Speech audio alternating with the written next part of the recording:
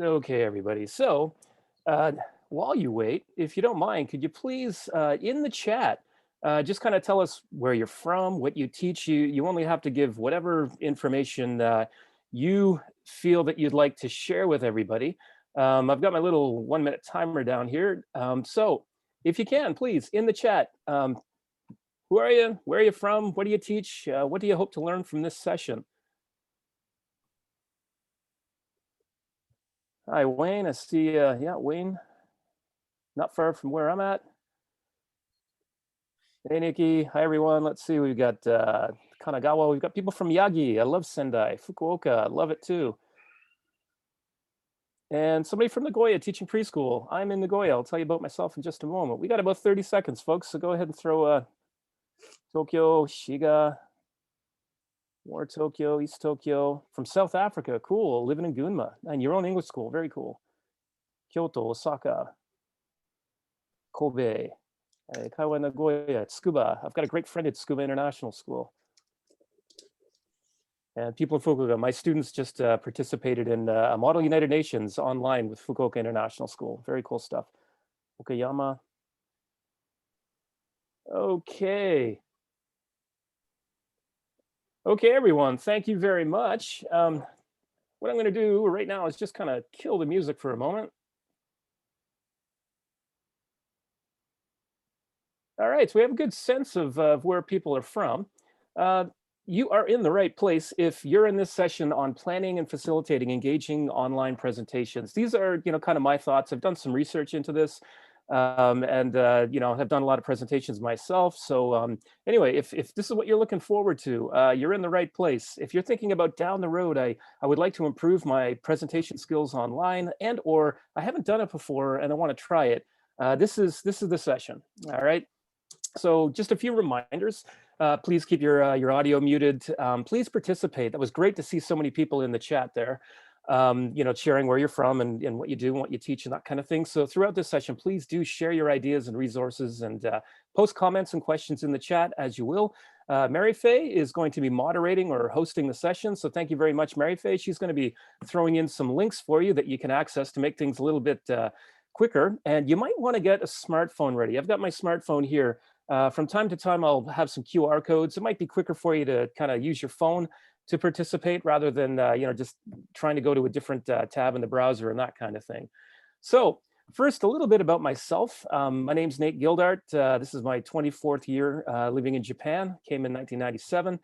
I taught English for a couple of years in Aomori in the north, but for the most part, the last 22 years, I've been teaching history, political science, that kind of thing, geography.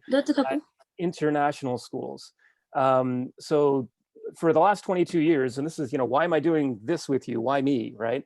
For 22 years, I've been teaching in a one-to-one laptop environment. So my students for the last 22 years have all had their own individual computer in classes, and the teachers also have their own computers. So for about 22 years, I've been doing this one-to-one environment kind of thing. I've been regularly presenting for about the last 10 years now, both face-to-face and online.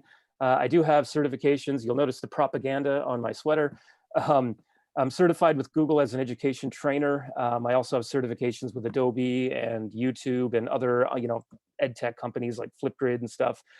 So that's kind of like the why. I've been doing this for quite a while. I do have certifications from a number of ed tech companies.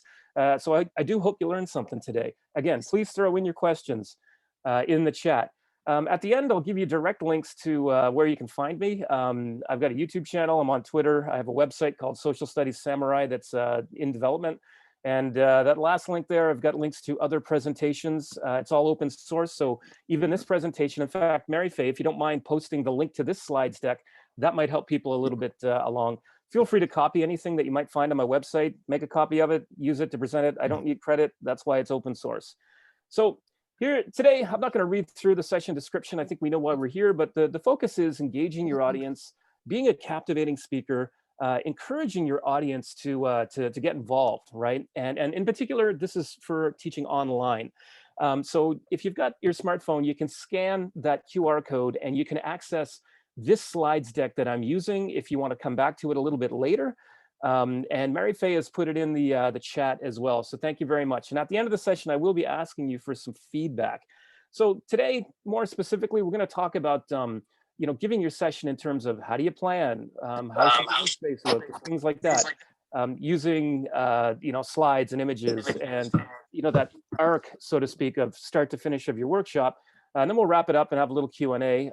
Hopefully, I'm not going to have to speed through this because I do believe, if I'm not mistaken, Terry, this is going to go until 1:35, right? Great, thank you. So let's first think a little bit about planning, okay? Now, you have to really think about what kind of session do you want to do? Is it a lecture and you're just going to be talking and you've got resources for people to share and look at? Or is it going to be hands-on? Is it going to be a demonstration? So sometimes, for example, I might present on a technology tool. That could be a demonstration and or hands-on. In this case, it's more of a presentation, but I do want it to be interactive and, kind of like having you chat in the chat, telling us where you're from. As you're getting ready, you should be taking notes. Try to stay up to date on any information or new ideas, because you certainly want to make sure that you're the person in the room that has that authority, so to speak. I've done this before. I know what I'm doing. Oh, but there's something completely new, and I had no idea that existed. Your materials, you want to be prepared. This presentation in particular was prepared about 2 weeks ago. And if you have a co-presenter, you definitely want to get ready with that person weeks in advance, if not, a month or two, so that you're both on the same page and you've got that, everything ready. Another thing too is if you have your moderator or your host, in this case, it's Mary Faye. We chatted last week. I've already given her links to the things that I want you today to interact with. We've already chatted about interrupting. I'm okay with people interrupting to ask a question, throwing things in the chat or whatever. You're going to notice Mary Faye, she's going to use an emoji when she posts in the chat, or for the most part, like an @ sign. You're going to know that that's her. And we've already talked about that. Get your devices ready. For example, you'll notice I've got my smartphone here and I've got my iPad ready so I can watch my deck. I can see what you're seeing. I'm actually using this for the chat. And I'm using this to kind of keep myself up to speed with the next thing I'm doing in my slide deck, right? So, be sure that all your devices are muted, but it really is helpful when you're presenting online to have more than one device ready. So I've got a back channel where I can talk with Marife, and we've already discussed this before. And I've got my slide deck on another device. It seems a little excessive, perhaps, but I feel confident that I know what's coming up next in my presentation, even though I've prepared. I can see people using the chat. I'm ready to go. And of course, I'm using my device right now. So let's talk a little bit about your workspace, right? If you look at the this image, can you please go to the chat? If you see that workspace, what is that? What problems might that kind of workspace create? Go ahead and take just about 30 seconds. I don't have my timer in this one. And let me see what people are saying in the chat here. So what are the problems with that? It certainly looks messy. It certainly is unorganized, right? We've got Eileen. Thank you, Eileen and Nikki, for those comments. Kurt, did you sneak into your house? Yeah, often my room kind of looks like this where I work. Total chaos. It's confusing, and that's the thing too, right? So if you're working in this space, where are your notes? For example, I always keep a notepad ready, but I need space to do that right. Somebody can't find the mouse, probably bad vibes. Yeah, it's probably going to mess you up a little bit because you're not organized. You don't have everything right there. I even have my water set aside in my workspace because sometimes you do need to pause and take a drink. Now, you want to think about things too, like your lighting. And for me, I'm working in kind of a small little room here in my apartment in Nagoya. But you notice behind me, it's fairly neutral. It's got kind of a white background. I've got decent lighting. I've got a spotlight kind of on me so you can see. And I'm using my earbuds. This is just fine. I see presenters all over the world. When I'm moderating sessions, they're like me. They just use headphones with a microphone in it. You don't have to get crazy expensive equipment to do a good online session. I also do feel that a blurred background I think is fine, but I do find when you use virtual backgrounds, you get that little haze kind of thing. It might slow your machine down a little bit. So really think about the kind of backgrounds that you're using when you're creating your workspace. I find those to be quite distracting. They are quite playful and fun. So that's up to you. There's no right or wrong with that, but you do want to kind of think about what are people seeing behind you, right? I like this. It's kind of neutral, kind of simple. Um, I'd say ditch the flashy clothing, things like that. You want to watch your camera, keep your water on the side. If you can, plug into your internet. Now, I'm using Wi-Fi. My Wi-Fi is very strong, but I've got 3 devices on our Wi-Fi right now. If you're plugged in, it's a lot better. It's a lot safer, and it's going to be a lot faster. So think about your devices and the tools that you're using. Okay, just looking at the time here. You notice, see, I'm looking at my iPad to kind of keep myself up to speed with what's happening, right? And keeping an eye on the time. So structure. Let's think about the beginning. Um, Still looking at the chat there. Who's having tech problems? Looks like my classroom, scatterbrained. That's great. Did you notice at the very beginning, I had a little background music playing and that slide. Now Terry did this as well. When people were coming into the Zoom room, he had a slide letting you know that yes, you're in the right place.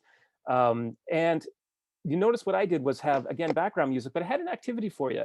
I gave you something to do while you're waiting, right? So when I teach my online classes, as well as when I present with online workshops, I always have something to do. I have a question or a provocation. In this case, it was, where are you coming from? What do you teach? You know, where are you at? And what do you want to learn today? And that kind of thing. Um, so some people like music, some people don't. I like to put a little bit of very quiet, subtle background music. It's just kind of nice. But again, keep that volume in mind, right? And again, reminders. You notice Terry had a slide deck that was rolling. One of the Google partner companies I work with, we always have a rolling slide deck reminding people to keep their audio and video muted. Video muted if they don't want to be recorded and have their scene, for example. And notice in the beginning too, I said, hey, there's a feedback form coming, right? So in the beginning of your session, have something for people to do. That helps them kind of engage. It kind of sends a message. Now you notice in this image here that I have, oh, notice I too said there's a feedback form coming. I will give you a moment to give some feedback. I see a workshop online or face-to-face or even a class as kind of a story arc. And the beginning is kind of that, you know, green circle there. This is where we are, right? And we want to build up to it. I think it's important to give a self-introduction, which you notice I did. I explained why me? Why am I the person presenting on this?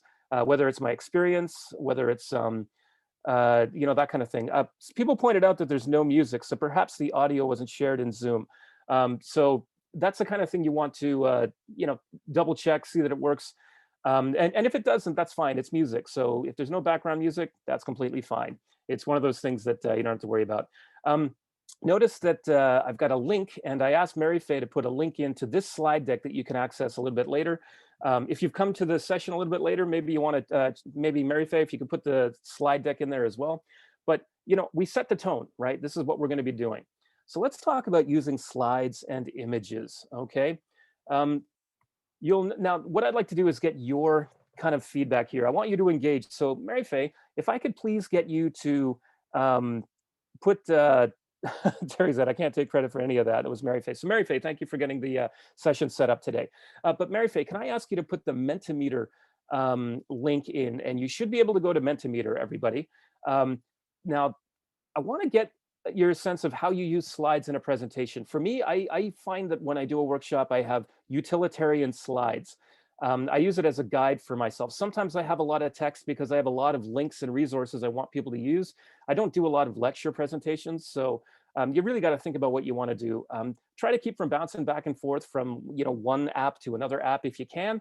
But I also recommend you try to avoid visual noise. And lastly, you notice the images that I've had in there. I put the citations for my images. If I put an image in that I didn't take myself, I want to be academically honest and I want to demonstrate that. So now what I'd like to do is ask everyone to go to Mentimeter. And let me just kind of jump out of here. And what you're going to see is this.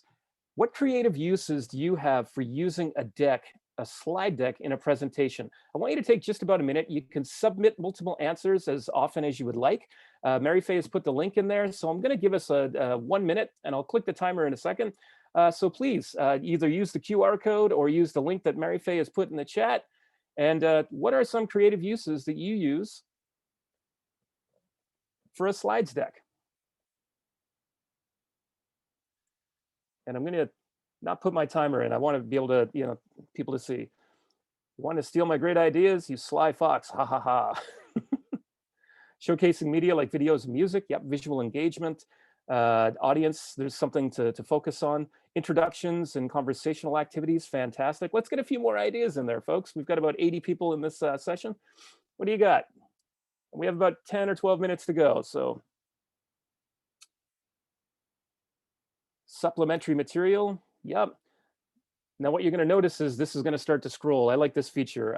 People use polls. We use Zoom to annotate for interaction. And that's it, that interaction, getting our students or our audience to get involved. Yeah, humor is always good, particularly when it's appropriate, right? Using quizzes, yep. Some of the picture quizzes are kind of fun, you know. Brainstorming, using word clouds, spotting the difference with images. Love that activity. Observational skills, right? Let's see. Choices for a quiz. Yep, some kind of interactive game. Choose your own adventure games are actually easy to make in Google Slides. Also with Google Slides, you could do like a Jeopardy game or a quiz show kind of thing, right? Okay, wonderful. I am going to come out of that. And the purpose of that was just to show you that, hey, here's another way that you can get your audience to be interactive and engaging with your presentation, but also kind of something you might be able to use in class. So again, images and video. Keep in mind that you want your images and your video to be relevant to what you're doing. You want to be consistent. Do you notice my slides deck here? Like all the text fonts are the same size. The style is the same. Know your audio. So obviously there was an issue with when I was sharing that the tab wouldn't allow to share the audio. So those are the things that you want to kind of check on. I use Google Meet for most things, not so much Zoom. I recommend too, if you're going to use video in class, to keep it really, really short, right? And you notice that I've got this little computer screen or TV screen kind of thing here. This is something that I like to do. And what it normally looks like actually is this. Let me just go here. So what I do is I put a prompt in the bottom part here, like a prompt or a question, and then I'll have the video, and then I can play the video, and then the students can either go in the chat or have a look you know, at what's coming up kind of thing. I'm not going to play this video right now just for the sake of time, but here's an example of how you can use your slides in a presentation with a very short video. I do feel that video can be quite powerful. Show a 2-minute clip that, you know, relates to what you're doing, that might be engaging or inspirational, and then have people comment, what do you think, you know, and get them to comment in the chat or with another app kind of deal. So anyway, just another way you might want to think about using your slides. So brain breaks, participation, that's kind of what we did with Mentimeter a moment ago. As you're giving a presentation, you know, well, maybe not every 5 minutes, but you have to decide where are those appropriate times where I'm going to stop talking and then I'm going to have people engage or interact. Right, so let's use another tool and get you to engage and interact. Mary Faye, can I ask you to put the Answer Garden link in there? And I'm going to give you a 1-minute timer, folks. You can answer as many times as you like. Just basically, you've got up to 40 characters. So you can go to this tool called Answer Garden, scan it on your phone, or just click on the link that Mary Faye has put in the chat for us. Thank you very much. And I'm going to start the 1-minute timer, and then we'll come back and look at your answers. But the question is, what tools might you use to engage an audience during a presentation? What, you know, it could be the chat, you know, maybe what other online tools. Now, let me just start the timer here. And this is a good time for me to take a drink of water, right?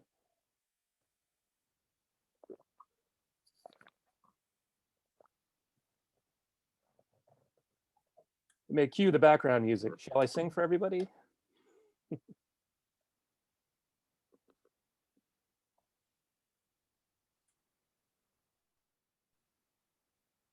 And remember, you can answer as many times as you like. If you've got 5 tools, please share them.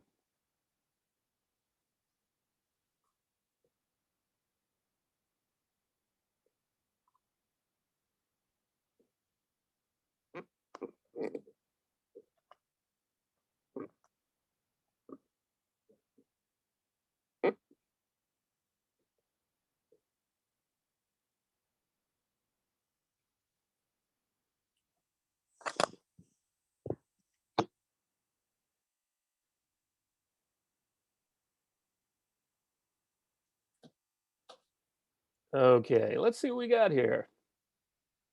Now, this is Answer Garden. I really like this as an online brainstorming tool. I use this with my students a fair bit. Let me just refresh it here. You'll notice if you mouse over with these, you can see how many people put the same you know, responses. Flipgrid, music, YouTube, whiteboard, Kahoot, puppets and soft toys. Love it, love it. Edpuzzle, great tool. I love Edpuzzle. I love Jamboard. great ideas here, folks. Padlet, good microphone, right? Poll Everywhere, I do like. Quizlet obviously is a very popular one. So anyway, this is another way that you can get people very quickly, very simply to participate and to actually create a garden in Answer Garden. It took me about 30 seconds. It really is that simple. But here now we have a starting point. We've shared some ideas. Maybe someone's going to look here and go, wheeldecide.com. I don't know that one. Wheel of games and things like that. So here's where we can share some ideas, be a little bit more interactive. I'm being cognizant of time, so I'm going to move on. So to retain engagement, you want to ask a question that obviously is relevant to what you're doing. You might want to get feedback, comments. You could ask. Somebody mentioned earlier about using slides with images, that kind of thing. Maybe it's an anecdote. Maybe there's some kind of metaphor or something in relative to what you did before, like maybe it's a review activity or something like that. But these are all different ways to keep your audience engaged as you're doing your presentation online. And again, I've got another Padlet, but for the sake of time, we're not going to go into that. But we've used Mentimeter and we've used Answer Garden. If this was an hour-long presentation, I definitely would get into the Padlet. So just winding things down here, you want to be conscious of your presence, right? You want to be you don't want to speak too quickly. I tend to talk quickly, so I want to have that energy, but I really have to be careful about my pacing, right? That's another thing too. When you have a back channel going, somebody just so Mary Faye, she could send me a private message and say, "Hey Nate, you're speaking a little too quickly," or "Hey Nate, somebody had a question," and I'm noticing in the chat here too. What was the tool that you used for that video window? I'll come to that in a moment. The video window, the tool that I use for that is actually Slides. It's an add-on for Google Slides called Slides Icons, or Icons for Google Slides. I'll share a link once the Q&A is done a little bit later. Anyway, I'll put that in a moment. Zoom moderation, somebody's asking how that works. Let's come back to that in a moment. So be energetic, be enthusiastic, but you don't want to be too over the top. Sometimes you get people like, just their high energy the whole way through, and people are like, whoa, I can't keep up. Think about your language too, right? We want to be inclusive. Think about how we talk about other parts of the world, or how we talk about, men and women and people from, again, different parts of the world. Just really think about the language that you use. Language is very powerful, right? So part of your presence, you want to keep that in mind. So what are our next steps? This Check Your Organization was kind of a link actually to what other slides and workshops I do, if there's something in there you ever might want to use or learn from. When you finish your session, you definitely want to get that feedback from people. You want to reflect on what you've done. I changed a few things in my workshop based on some notes I got from last week speaking to the committee that put this event together. Fix things and edit them, add your new ideas, check the feedback right away so it's fresh in your mind, so that you can improve upon your workshop. Some workshops I've given like 15 times, YouTube in the classroom, I've done that like a dozen times, and it always gets better because somebody always has a new idea. So having said that, I want to move on here, but for some reason, yep. So I would like to, number one, thank ETJ for having me here today. I really appreciate it. Thank you, everybody, for posting things in the chat and participating in the Answer Garden and the Mentimeter Menti. Your participation is what makes these things more engaging and enjoyable. So we've got 4 minutes left. And because I have a very simple Google form, I would like you to take a moment to give some feedback. What did you think about this session? How can you be critical yet constructive and help me get better with this kind of presentation in the future? So there's a QR code there. There's also a link, and I'm going to ask Mary Faye if you could put the link to the feedback form in the chat. That would be great. I will wrap this up in just a moment, but I do want to give you a minute or so to kind of give some feedback. It's just, I think, 3 very short questions. So if you could do that, that would be wonderful. And then we'll do a little bit of Q&A for a couple of minutes. And if you do have questions, please post them in the chat. I will go back to the question like the Zoom moderation and again, that TV frame. Cue the music, right? Maybe somebody can hum for us. Wayne? And I think, Mary Faye, if you could get the that link in, or I could do that as well. Could you do it from your side? I only have until the Padlet link. Oh, okay, great, thank you. Yep. So here I am going to Note my form as well. It's got me in there, much to your chagrin, I'm sure. Let's see. Let me get into the chat here. Whoops. And where am I going here? Like I said, I'm not the biggest Zoom user on the planet. I got to get this out of my way.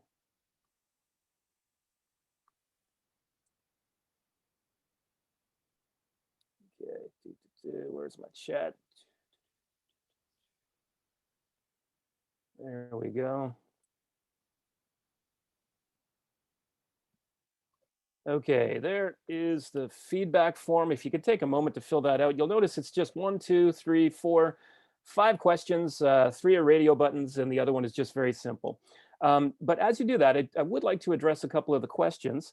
So let me get out of that. Let me simply just put in another slide here, and I'll show you that tool that I used. Now, Google Slides and Docs and Sheets have these things called add-ons. They are to your apps in Google. So mine is called Insert Icons for Slides. So you do have to install the app. Let me just close this. And then once you've installed the app, you go to what's called the your add-ons here, and then you could click Get Add-ons. And when you open up your sidebar, you're going to see this pop up. Okay, just wait a moment here. And here you can change your color. All right, you can either type in the hex code or whatever you want to do, and then search. And so maybe I just typed TV, and there it is. I click on it. It's going to add my icon, and then I can just resize it. And that's all I did. I put a text box. So let's say I put that in the middle of the screen, for example. I've got my text box here. I would just put that right in the middle, and then I would just insert video, and then I could put my URL from the YouTube video or something like that in there, or I could do a Google search. I'm not going to do that right now. And I just resize the video so that it looks like it's inside a TV. That's just kind of a fun way to do things, right? There's a problem with the feedback form. It won't allow access for another person. So let's see. Let me just fix that. Let me check the feedback form then. Not yours, it was mine. Oh, okay. So my form is okay.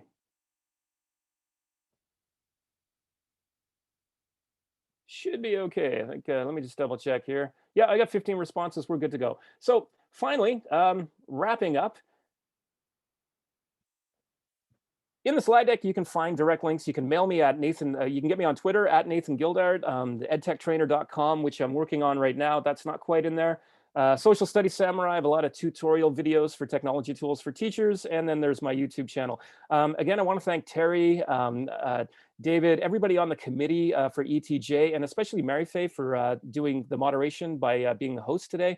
I really appreciate it. Please reach out and yeah. If you have any questions, feel free to send me an email. It's actually nathangildart@gmail.com. I have to keep it simple for myself.